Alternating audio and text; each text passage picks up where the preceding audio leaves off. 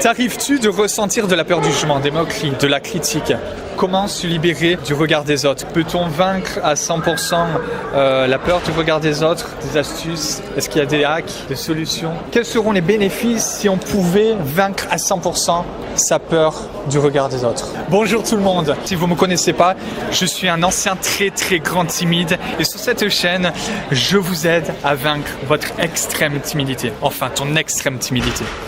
Et aujourd'hui, on va parler de la peur du jugement et du regard des autres. Et j'ai invité, il a accepté, Albin Maz, on dit bien Albin Maz, c'est ça. Albin Maz de la chaîne Autodidacte. Il va nous parler de son parcours et de ses conseils pour vaincre cela. Déjà merci à toi de m'avoir invité. Kevin, je suis ta chaîne depuis pas mal de temps et je me retrouve un petit peu dans ton parcours. Alors j'étais pas un extrême timide, je dirais pas jusque là, mais je passais énormément de temps devant les jeux vidéo. Je pouvais passer 8 heures par jour à jouer aux jeux vidéo, j'étais accro à la console et voilà, petit à petit je me suis isolé pendant le lycée, pendant l'adolescence, de mes amis, de ma copine, etc. Et en fait, je cherchais un moyen de m'isoler. C'est-à-dire, j'avais cette timidité, je me sentais pas à l'aise en classe, je me sentais pas à ma place. Donc j'ai cherché un moyen de m'isoler, de sortir de cette routine que j'aimais pas. Et donc j'ai trouvé pour ça les jeux vidéo. Et un jour, je suis tombé sur un livre qui s'appelle Les 4 accords Toltec, qui m'a explosé le cerveau, clairement. À partir de ce livre, je devais avoir 15-16 ans. Je me suis rendu compte que c'était possible de changer, qu'on pouvait faire des efforts, améliorer sa personnalité, enrichir ses relations, faire mieux, tout simplement. Et donc du jour au lendemain, j'ai tout revendu. J'ai vendu ma manette, ma console, j'ai quitté mon équipe de players et je me suis mis en quête de sortir de ma zone de confort, de devenir un autodidacte, c'est-à-dire de me former par moi-même. Donc voilà en gros qui je suis. Et donc aujourd'hui j'ai une chaîne qui s'appelle Autodidacte, comme tu l'as dit. Et sur cette chaîne en fait je montre aux gens comment j'ai fait pour créer une vie remarquable dans un monde qui est conformé, comme je dis. Donc comment devenir maître de sa propre vie dans un monde de soumission, dans un monde où la société te dit quoi faire, dans un monde où la société te dit qui tu dois être, qu'est-ce que tu dois faire, qu'est-ce qui est acceptable. Donc je montre aux gens comment sortir de ça et créer le bon mindset, la bonne attitude et créer les fondamentaux qui te permettent d'entreprendre, d'avoir les relations que tu veux, de sortir de ta zone de confort, voilà, de faire ce qui est important pour toi tout simplement. Voilà, en gros. C'est très inspirant effectivement. Et d'ailleurs, comme je te disais tout à l'heure, que j'ai adoré la description de ta chaîne, etc. Cette phrase où tu dis de créer une vie remarquable dans un monde de soumission. Tu m'as parlé du fait qu'il y a quelques années, tu avais des difficultés, etc. Je suppose que c'était des difficultés avec la peur du jugement. Oui, c'est ça. Au collège, j'ai changé de collège en fait de la 5e au 4e et j'ai beaucoup subi de moqueries de mes camarades parce que j'étais le petit nouveau. Voilà, j'étais un petit peu différent, je venais d'un autre quartier. Et je suis arrivé dans un quartier où les apparences comptaient énormément, où on regardait les marques que tu portais, etc. Et j'avais pas l'habitude. Et c'est vrai que pendant toute ma scolarité, du coup pendant le collège et même après pendant le lycée, j'étais constamment focalisé sur ce que les autres pensaient de moi. Donc ce qui, à force, j'ai créé un masque social, un masque mental, c'est-à-dire je jouais des rôles pour être accepté, des rôles pour être normal, pour faire ce qui était bien aux yeux des autres. Et donc du coup j'étais pas vraiment moi-même, j'étais pas connecté à ce qui était vraiment important pour moi. Et voilà, donc j'avais peur du regard des autres, ça fait que je n'étais pas moi-même, je faisais pas ce qui était important pour moi et je me conformais au regard des autres. C'est vrai que dans le lycée, dans les collèges ou dans ces lieux d'éducation, il y a souvent des règles sociales très fortes, il y a souvent une pression sociale extrêmement importante et ça m'a mis quand même pas mal de temps avant de m'en rendre compte et de sortir de ça. Et je dirais que c'est à partir de la terminale que j'ai vraiment pris conscience que j'étais différent et que j'avais le droit d'être différent. Je me suis autorisé à être différent. Donc j'ai commencé déjà à me séparer des gens négatifs, à me séparer de mes amis qui me tiraient vers le bas. J'ai commencé, au lieu d'écouter de la musique pendant les pauses ou au lieu d'aller fumer comme tout le monde, je prenais un livre, je m'asseyais en classe, je restais parfois tout seul en classe et je lisais tout simplement. Et puis voilà, parfois les gens étaient curieux, me demandaient ce que je faisais.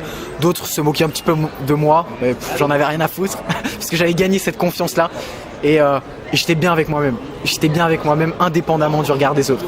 Donc voilà, les premières étapes, c'est déjà de s'autoriser à être différent, de s'autoriser, de prendre conscience de ce potentiel et s'accepter comme on est. Identifier ce qui est important pour soi et être en congruence. C'est-à-dire être aligné avec ses valeurs, ses croyances et tes actions. Est-ce que tes actions correspondent aujourd'hui à qui tu veux devenir? Est-ce que ce que tu dis, ça correspond à ce qui tu es? Voilà, c'est cet alignement en fait qu'il faut commencer à chercher, je pense. Complètement d'accord avec toi. D'ailleurs, tu me parlais du livre Comment se faire des amis. Alors effectivement, moi c'est un livre que j'ai lu et que j'ai adoré, un truc de malade mental. Et il faut savoir, bon je le précise, c'est pas vraiment un livre qui va vous expliquer comment vous faire des amis. C'est plus un livre qui va vous expliquer comment communiquer avec les gens et augmenter sa persuasion et c'est plus de la communication. L'intelligence sociale, je dirais. Voilà, effectivement, exactement. Et je l'ai trouvé très inspirant parce que d'ailleurs, quand je l'ai lu, ça m'a fait prendre conscience que j'étais pas du tout bon dans ma communication. Et voilà, et tu as parlé de différence tout à l'heure, et c'est vrai que c'est un truc qui me parle vraiment parce que j'ai souvent cette tendance à dire que ne soyez pas normal, la normalité tue le bonheur. Est-ce que tu penses que il est possible de se libérer à 100% de la peur du jugement dans toutes les situations, de plus avoir peur des critiques, de la moquerie, de plus se fier à ce qu'on pense de nous, etc. Alors la réponse est non, tout simplement parce que la peur du regard des autres, c'est un mécanisme de survie. Je l'explique ça dans la formation que je viens de lancer, mais en fait, à l'époque, à la préhistoire, lorsque on était dans un groupe, dans une tribu, eh bien c'était extrêmement important de se conformer à ce que le groupe faisait, donc l'effet mouton en quelque sorte, de se conformer, parce que si on était différent, comme ce qu'on vient de dire, si on agissait différemment du groupe, on pouvait très rapidement se faire exclure de la tribu. Et à l'époque, se faire exclure de la tribu, ça veut pas dire juste être seul, ça veut dire la mort. Parce que tu devais chasser, tu devais pêcher, tu devais créer un abri, et pour ça, tu avais besoin de la tribu. Donc déjà, de se remémorer et de prendre conscience que c'est un phénomène qui est pour notre bien, c'est un phénomène il y a une intention positive derrière. C'est quelque chose qui est vital. Donc on ne peut pas se libérer à 100% parce que c'est un mécanisme de survie. Par contre, on peut s'en libérer suffisamment pour que ça n'affecte pas nos objectifs et nos rêves. Ce que je veux dire par là, c'est qu'on peut élargir cette zone de confort dont tu parles souvent dans tes vidéos, suffisamment pour faire ce qui est important pour nous. Mais quels que soient les objectifs, quels que soient les challenges que vous avez à relever, forcément vous allez toujours avoir cette petite appréhension, cette petit stress, cette sensation dans le ventre. Mais ça, c'est quelque chose qui est naturel. Par contre, là où c'est important, c'est qu'à un certain moment donné, si vous faites les exercices que je propose sur ma chaîne YouTube, dans la formation ou même sur ta chaîne, c'est que vous allez suffisamment élargir votre zone de confort pour passer à l'action malgré la peur. Et ça, c'est ce qu'on appelle le courage. En gros, tu expliques comme quoi il est impossible de la vaincre à 100%, mais de la vaincre assez pour pouvoir faire nos projets, réussir nos objectifs, se sentir bien, parce que par exemple, quand on se libère de la timidité, se sentir un peu libre de nos mouvements, parce que la problématique, c'est que quand on est extrêmement timide, on a tendance à être un peu comme un robot. Ouais. Et on fait tous nos gestes un peu soit réfléchis, soit intériorisés. C'est-à-dire qu'on fait soit pas grand-chose, soit nos gestes sont pas appropriés, etc. C'est-à-dire que même si tu n'es pas libre à 100%, on n'est jamais libre à 100%. On a toujours des croyances limitantes, on a la pression des autres, selon les circonstances, c'est normal. On s'adapte à la société, parce que sinon on aurait quand même d'autres problèmes. Donc ce qui est important, même quand tu es extrêmement timide, c'est de suffisamment élargir ta zone de confort, pas pour que cette peur disparaisse, mais pour qu'elle soit suffisamment éloignée pour te permettre de passer à l'action. Et plus tu vas passer à l'action, plus cette action va te sembler naturelle. Quels sont pour toi les bénéfices si on pouvait élargir autant sa zone de confort et se libérer autant de la peur du regard des autres? Quels sont les bénéfices, les avantages de se libérer de ce poids? C'est même pas des bénéfices, c'est juste la vie en fait. C'est-à-dire que quand on regarde les gens dans la société, ils portent tout le temps un masque mental. Ils font ce qui est acceptable, ce qui est bien de faire, ce qu'on leur a dit de faire. Mais en fait, ce qu'il faut comprendre, c'est que c'est impossible d'être heureux si vous agissez comme ça. C'est impossible d'être heureux si vous suivez pas votre cœur, si vous écoutez pas vos tripes, tout simplement. Donc c'est même pas des bénéfices. C'est que c'est vital en fait de passer à l'action et de travailler surtout son attitude. C'est vital de prendre conscience de ces actions, de ce que l'on fait et de se libérer progressivement de ce masque, de le mettre un petit peu de côté et faire ce qui est important pour vous. Donc par rapport aux bénéfices, c'est tout simplement le bonheur. Le bonheur d'avoir les relations que vous voulez, d'avoir le travail que vous voulez, d'avoir l'attitude que vous voulez, de faire ce que vous voulez, de passer à l'action. Donc là, c'est même plus des bénéfices, c'est juste essentiel. Donc que ce soit en regardant tes vidéos, en suivant ma formation ou même à travers vos idées que vous avez, c'est vital de faire ce qui est important pour vous. Donc moi, ce que je propose, et ça on le voit tout au long de la formation, c'est de prendre un but final, une liste de croissance, c'est-à-dire un objectif qui est très lointain. Et ta formation qui s'appelle se libérer du regard des autres et vivre pleinement justement par rapport à ces thématiques-là. Lundi. Ouais, donc cette semaine j'ai cumulé tout ce que j'avais appris à travers les livres, ce que j'ai testé, mes formations de coaching, mes expériences sociales. Tu pourras peut-être mettre des extraits de ce qu'on a fait. Et bien tout ça je l'ai synthétisé dans une formation de 14 jours. Et donc là l'idée c'est que je partage quand même quelques clés pour que les gens puissent commencer à passer à l'action. Et puis s'ils veulent aller plus loin, ils peuvent suivre la formation. Mais l'idée ça va être de fixer votre objectif lointain, de faire une liste de croissance. Je vous donne un exemple. Par exemple, vous avez peur d'aborder une inconnue. Aborder une inconnue, c'est quelque chose qui vous terrifie. Eh bien, la première étape, ça va être peut-être d'aborder quelqu'un que vous connaissez. Même pas d'aborder, peut-être même d'appeler quelqu'un au téléphone que vous connaissez. Ensuite, la deuxième étape, ça va être peut-être de parler avec un de vos collègues, avec quelqu'un que vous côtoyez de temps en temps. Étape suivante, appeler un inconnu, par exemple. Étape encore d'après, ça va être peut-être de demander un renseignement dans la rue, demander l'heure, demander une direction. Et ensuite, vous allez peut-être vous sentir capable d'aborder un inconnu. Mais l'idée, ça va se faire step by step. On sous-estime souvent ce qu'on peut faire à long terme. Il n'y a pas de souci. On sous-estime souvent ce qu'on peut réaliser à long terme et on surestime ce qu'on peut réaliser en une journée. Et donc l'idée, ça va être de décomposer tous ces petits objectifs, ce grand objectif, de le décomposer en petits objectifs. Donc ça par exemple c'est un truc que vous pouvez faire dès maintenant. Dès maintenant vous prenez un papier, vous prenez un stylo, faites-le, mettez sur pause cette vidéo. Vous mettez sur pause cette vidéo, vous prenez une feuille et en haut de cette feuille vous notez ce que vous voulez réaliser en tant que... Ok, aujourd'hui vous êtes timide. Vous mettez en haut de cette feuille qu'est-ce que vous voulez réaliser. Et ensuite vous allez mettre autant d'actions nécessaires pour avancer même de 2 cm, de 2%, même si ça vous paraît ridicule, faites-le quand même. Et chaque jour, en tout cas régulièrement, vous allez faire ces petites actions. Et vous allez voir que forcément, vous allez connaître du progrès. Et cette technique est valable quel que soit le domaine de vie, que ce soit pour les relations, pour le travail, pour l'amour, pour l'entrepreneuriat, quel que soit le domaine de vie. Essayez de faire ça et vous allez voir que vous allez connaître des changements très rapidement. Ça rejoint un peu la thérapie de Roger. Exactement. De faire... des défis chaque jour progressivement et par petits pas et par paliers pour c'est d'ailleurs la méthode que j'ai utilisée pour vaincre en premier lieu mon extrême timidité sans forcément à l'époque je savais même pas que c'était la thérapie de Roger. J'avais vu une vidéo de David Laroche qui expliquait qu'il fallait tout le temps du changement chaque jour et ce qui m'a motivé d'un coup à faire des défis tous les jours alors je suis même allé au-delà de la thérapie de Roger, c'est que j'allais dans un restaurant, je prenais un plat qui à l'œil ne me plaisait pas vraiment mais que je savais que les ingrédients n'étaient pas réticents en soi, mais souvent on a notre intuition qui nous dit que ça a l'air pas bon, mais finalement les ingrédients ils sont pas rébutants quoi. Et je faisais ça tous les jours et voilà, ça a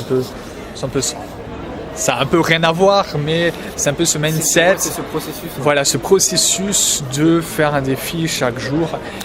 Tout se passe là-dedans. C'est-à-dire que 60%, 50% du travail que vous allez faire, il va se faire dans votre tête. Parce qu'avant de passer à l'action, il faut avoir la bonne attitude. Moi, il y a une phrase que je répète souvent, qu'un mentor m'a transmise, c'est que si l'attitude est juste, les actions ne comptent pas. Et cette attitude juste, elle se contrôle et elle se crée à partir des pensées. Et ça, c'est ce qu'on voit tout au long de la formation pour ceux que ça intéresse. Si vous voulez suivre sa formation en ligne, qui est sortie il y a quelques jours sur le fait de se libérer du regard des autres, vous avez le lien en description juste en dessous. Vous cliquez, vous allez arriver sur sa page. Et est-ce que tu as un dernier mot, sachant que j'ai 3 petites dernières questions. Vas-y, balance. Alors déjà, la personne, le mentor, l'auteur, la personne qui t'inspire le plus. Waouh. La personne qui Dans t'a quel domaine? le plus ou qui t'a peut-être le plus impacté dans ta vie? Ma mère qui un jour est venue me voir quand j'avais 16 ans et que j'étais en train de déprimer, qui m'a tendu un livre et qui m'a dit je sais pas si tu vas tout comprendre mais je pense que ça pourra t'aider, et ce livre c'était les 4 accords Toltec, et ce livre a changé ma vie. Donc voilà. Non, sinon plus sérieusement il y a ma mère, et aussi un monsieur qui s'appelle Kevin Trudeau, qui est américain et qui en fait a popularisé des informations extrêmement précieuses et qui pour ça est en prison aujourd'hui. Et voilà, donc cette personne m'a beaucoup inspiré. Un livre qui m'a impacté beaucoup, c'est alors Sur la peur peut-être sur la peur du jugement. ah oui, un livre excellent qui s'appelle Les dieux voyagent toujours incognito de Laurent Gounel. Et c'est sous forme de roman, et ce livre, en fait, je vais l'appliquer dans la vie réelle. Je m'engage auprès des gens qui nous suivent. Je vais l'appliquer dans la vie réelle. Donc peut-être tous les défis que le mec fait dans le livre, je vais le faire en vrai, parce que ce livre est vraiment excellent. Donc ce livre, je vais le faire dans la vie réelle parce que c'est un livre qui est exceptionnel, je trouve, qui est agréable à lire, qui permet de prendre conscience de beaucoup de choses. Donc ça s'appelle Les dieux voyagent toujours incognito. Peut-être que tu pourras mettre la description le lien dans la description, parce qu'il est vraiment excellent. Oui, effectivement, c'est un excellent livre que j'avais lu au début quand je commençais à prendre... à avoir ce déclic que je pense que tu as expliqué tout à l'heure. En fait, peut-être que ce que tu as eu, c'était le déclic de ta responsabilité dans ce qui t'arrivait. J'ai trouvé les défis un peu trop loufoques. Ouais. Quand je l'ai lu, c'était il y a un an, alors j'avais pas du tout cette personnalité de la personne qui était plus du tout phobique, qui était libre de ses mouvements, on va dire ça, etc. Avenante avec les gens, avenante avec les gens, etc. Alors quand je voyais le défi, rentrer dans une boulangerie, changer, demander une brioche, changer d'avis, pour rendre sucre, changer d'avis une dizaine de fois environ, j'étais là, je me suis dit, c'est pour le roman ça.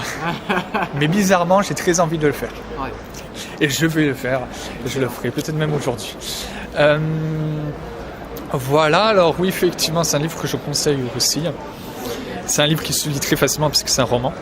Et la dernière chose, c'est la maxime ou la citation, la chose que tu as envie peut-être de dire en dernier lieu. Il y a une phrase que j'aime bien. Ouais, il y a une phrase qui m'inspire beaucoup, et en tout cas qui m'a fait prendre conscience de beaucoup de choses. C'est un moine Shaolin qui dit un jour à un riche homme d'affaires: je n'ai pas peur des 1000 coups que tu connais, j'ai peur du seul coup que tu as travaillé 1000 fois. Et lorsqu'on comprend cette phrase, on comprend énormément de choses. Répète-la. Tu veux que je la répète? C'est un moine Shaolin qui rencontre un jour un riche homme d'affaires, et le riche homme d'affaires lui dit: apprends-moi les coups secrets, les coups des maîtres, je veux devenir un maître, je veux connaître les techniques secrètes. Et donc le moine Shaolin lui regarde et lui dit: montre-moi un coup de poing. Le riche homme d'affaires lui dit: mais je sais faire un coup de poing, je veux pas apprendre à faire un coup de poing, je connais tous les coups de poing. Donc le moine Shaolin lui regarde, il commence à serrer son poing, et là il frappe à 5 cm de la bougie. Et là la bougie s'éteint. Et donc le riche homme d'affaires le regarde et lui dit: mais c'est ça que je veux apprendre à faire, c'est ça que je veux que tu me montres. Et donc le moine Shaolin lui regarde et il lui dit: mais c'est ça que je veux t'apprendre, parce que je n'ai pas peur des 1000 coups que tu connais, j'ai peur du seul coup que tu as appris 1000 fois. Et ça, c'est un truc qui résonne en moi, parce que je trouve qu'aujourd'hui dans la société, on est constamment à la recherche de la technique secrète, on est constamment à la recherche de la dernière formation, de la dernière technique à la mode, au lieu de se concentrer sur les bases, les fondamentaux, parce qu'on ne peut rien construire si on n'a pas des bases solides. Et voilà, c'est ça la maxime que je voulais partager. Et donc merci à toi de m'avoir invité dans cette interview.